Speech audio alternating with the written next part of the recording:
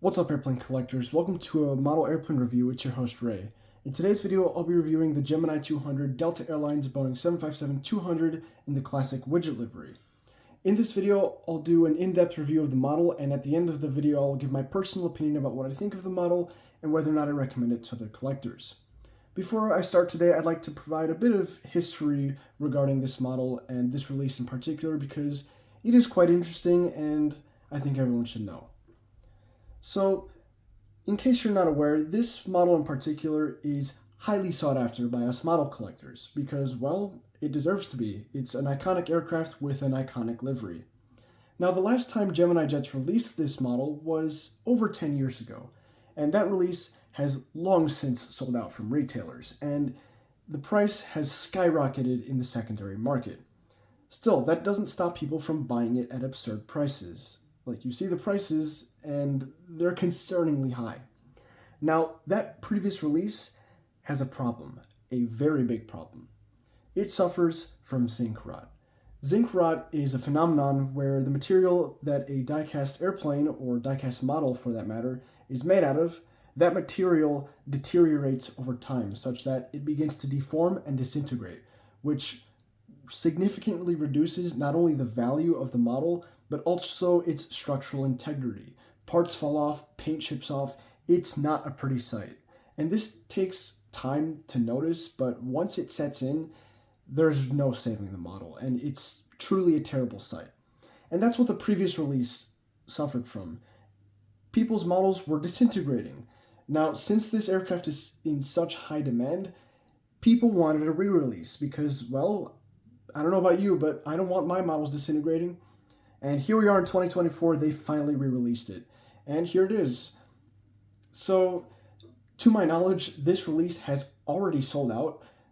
It released a few months ago, maybe a month or two ago, I don't remember exactly when, but it's already sold out at retailers and the prices are going up. Now, I've heard that a second batch of this model will be made, and I believe it will have some variations, small differences here and there from the first batch, but only time will tell. So, if you're thinking about getting this model, I am seriously wishing you the best of luck at finding it at an affordable price because these things sold like hotcakes and it's pretty hard to find one nowadays that has not been picked up by a scalper or it's hard to find one being sold at a reasonable price. So, best of luck to you in your endeavors. Well, that's it for my history about this model. Let's get into the review. So we'll start off with the box. It's a standard issue Gemini 200 box at 13 centimeters lengthwise and height-wise, and 8 centimeters wide. I'll show you on the box now. So here's the front, bottom, right side, top, left side, and here is the back side. This box has a flap that's attached to the front via a Velcro strap, and here you would be able to see the model in its protective casing. Obviously, I have that removed because I was too lazy to put it back in. And underneath this flap, we have some information about the Boeing 757 family. Take a moment to read this if you'd like to. Included in the box is the model, fully assembled, painted, and ready to display. 2 options for landing gear configuration, one in the extended configuration, the other in the retracted configuration. For the majority of this review, I will have the landing gear in the extended position, but I will demonstrate what the retracted position looks like later, so stay tuned for that. And also included is a metal display stand.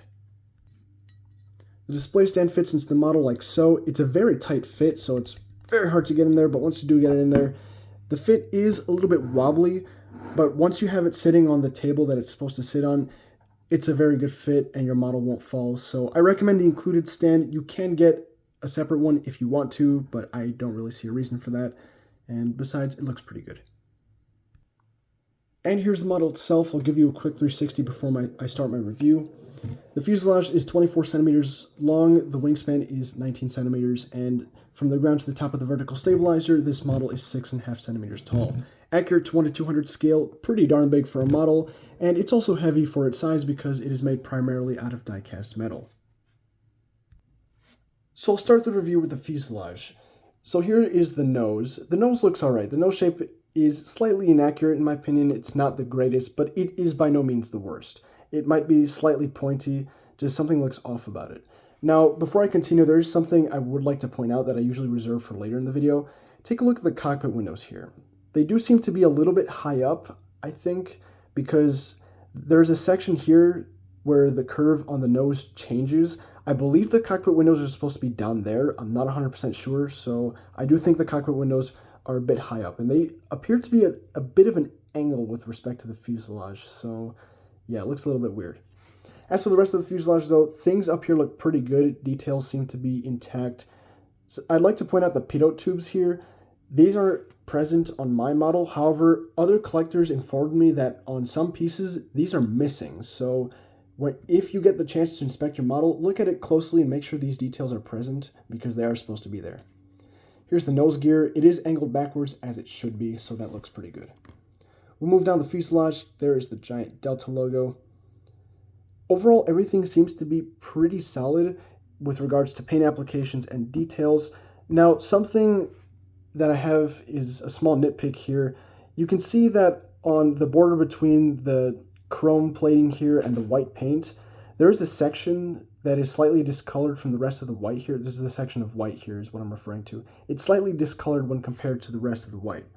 Now, this is pretty consistent throughout most of the left side of the model. The right side isn't as bad, but here you can see there is a bit of spots here where the paint didn't go on the greatest.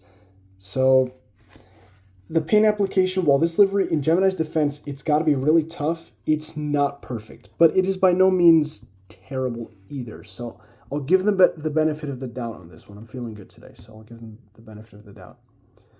As we approach the rear, you can see there's a lot more detail back here, and overall, it looks solid, just paint application starts to get a little bit finicky between the white and the chrome. Here's our big and beautiful vertical stabilizer. This looks pretty good. The Delta logo, all right, no matter how good you think it looks, that just looks amazing in my opinion. The details went on pretty well, so really, I don't have much to complain about up here. It looks pretty solid. On the right side, the vertical stabilizer isn't as perfect. There are a few small imperfections, like there's a bit of blue sticking out here into the white.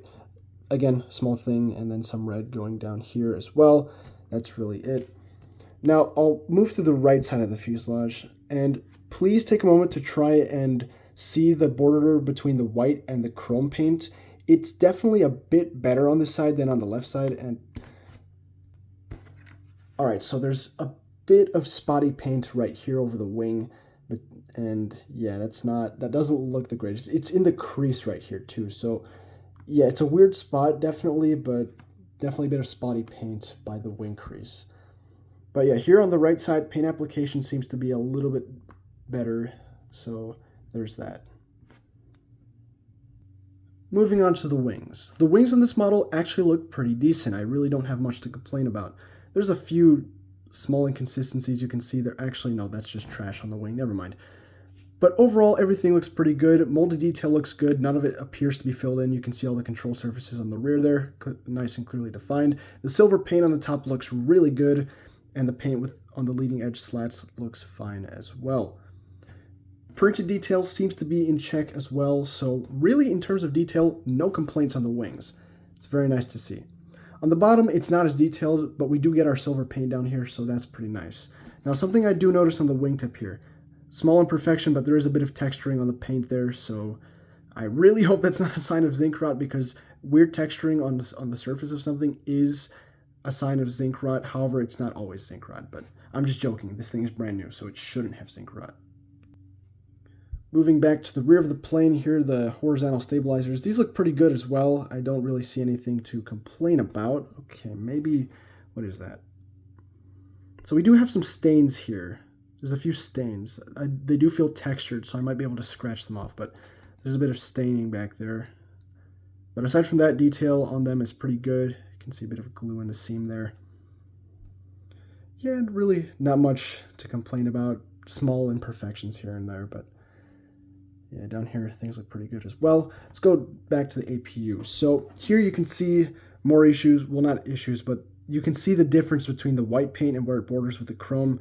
Kind of gets a little bit weird back here as well, but it's not anything too terrible. Or actually, yeah, you can see a bit of the line here. It got a bit misaligned right there. And here we have a small but very sharp antenna. Be careful when handling your model because it's very easy to poke yourself on that, and you won't have a good day if you do. APU looks pretty nice as well. I do like that they use different shades of chrome silver to distinguish between the chrome on the fuselage and then actually the APU. That is a very nice touch. I definitely appreciate that. Moving on to our big engines here. These engines are properly sized. I just like calling them big. The engines look pretty good. There's plenty of detail on them. The different shades of silver paint on the exhaust look really nice, so that's very good. Fan blade detail is the fan detail is pretty good. You can see there's a spinner spiral in there. These do not spin, but the detail is pretty nice, although the fans do appear to be a bit far back. They could be a bit more forward, but small imperfection, you won't really see that much. And the printed detail on the engines themselves are pretty nice. So the engines are really solid, no complaints.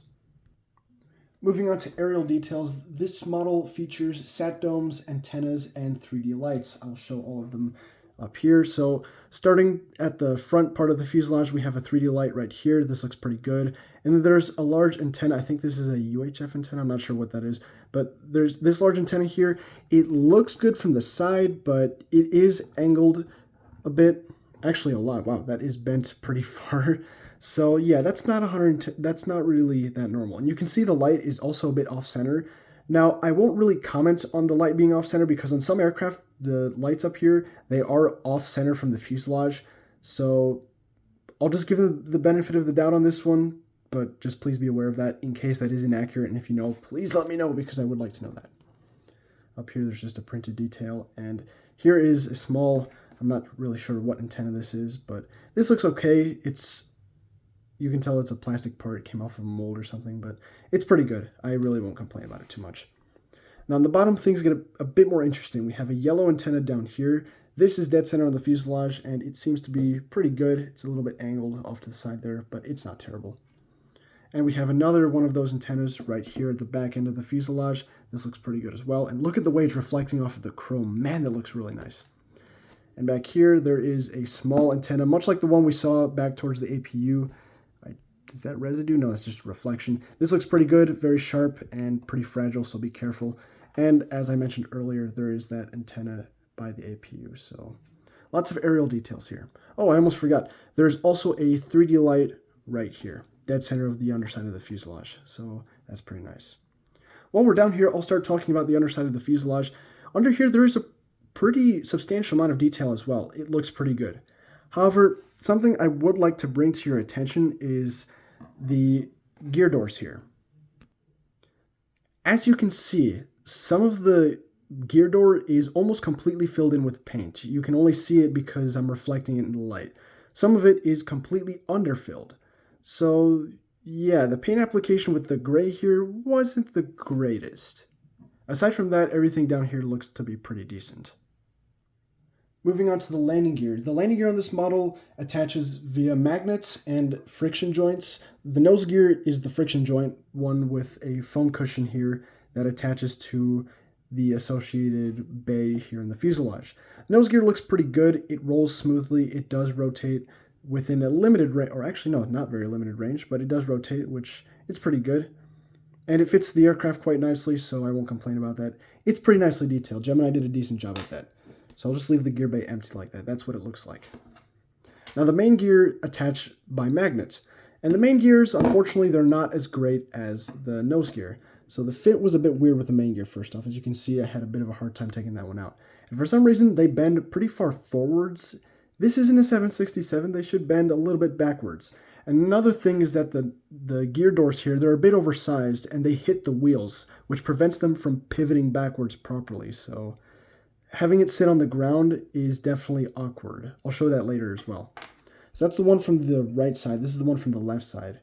This one is a bit better, but again, that gear door is a bit too big, so it's preventing the gear from pivoting correctly. Now I will demonstrate what the model looks like with the retracted gear covers in place. So here is the one for the nose. It goes in through friction, and the number should be facing towards the nose of the aircraft. So we'll just set it on in there. All right, let's give it a light push, and there it is. Fits in quite nicely, actually. Wow, it fits very nicely. The color is slightly different from the gray on the gear doors here, but it's not really much, so I won't complain about it too much. But the nose gear cover looks good. Now for the main gear covers, these also attach via magnets, and you just gotta push them on in there, and they fit a-okay. They fit, wow, they fit quite well. So the retracted gear covers on this model are quite good from the looks of it, and well, I spoke too soon. That one doesn't want to stay in place, it looks like. Just gotta give it a push, and if I shake it, yeah, it wants to fall out, so the magnet attachment might not be the best.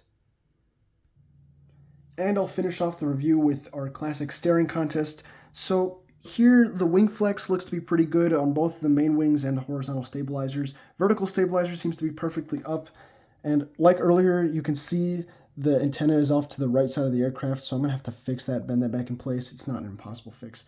The cockpit window printing seems to be decently good, actually. It seems to be mostly symmetrical, just might be a bit scrunched or a bit high up. Again, I'm not 100% sure about that, but it looks pretty decent. Cheat line seems to be okay. Gear balance seems to be maybe slightly off-center. I'm not really going to say much on that. But overall, really nothing terrible here. The engine clearance is also acceptable as well, so decent job on balance here. Now, earlier I did mention that the landing gear was a bit finicky, and it seems to fit okay. It seems to sit on the ground okay, so I retract that complaint from earlier. Well, that's my review for this model. Now time for my personal opinion and recommendation.